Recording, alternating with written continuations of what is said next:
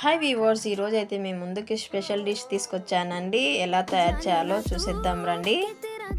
ముందుగా కొబ్బరి గిన్నెలో శుభ్రంగా కడుక్కొని తురుముకోవాలి. తురిమిన కొబ్బరి 1 కప్పు అయితే 1/2 కప్పు బెల్లం తీసుకొని స్టవ్ పైన పెట్టి కొద్దిగా వాటర్ వేసి బెల్లం పాకం చేసుకొని వడపోసుకోవాలి.